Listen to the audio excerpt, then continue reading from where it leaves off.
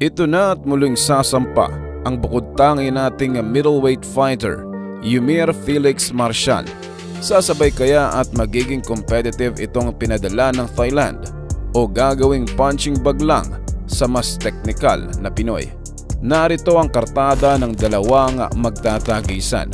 Isang bagitong undefeated kontra sa isang fighter na nagkasugat-sugat na sa laban.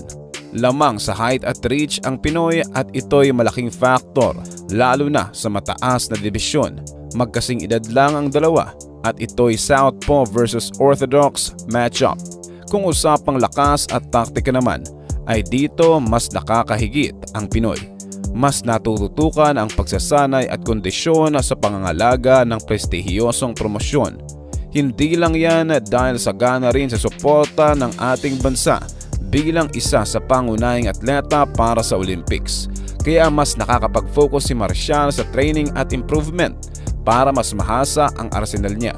Dapat pag-ingatan ng Thai ang left straight at hooks ng Pinoy.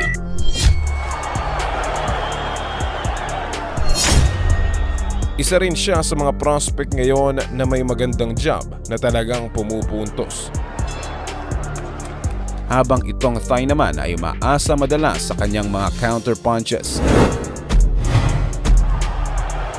Inaantay niyang magkamali ang kalaban na sabay dun siya magkakapitalize.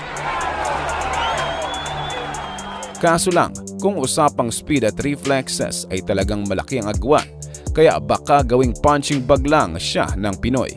Ang buod ng kanyang karera ay lumalaban para sa pera at ang mga ganitong klaseng mentalidad ng boksingero ay madali lang i-predict at talunin.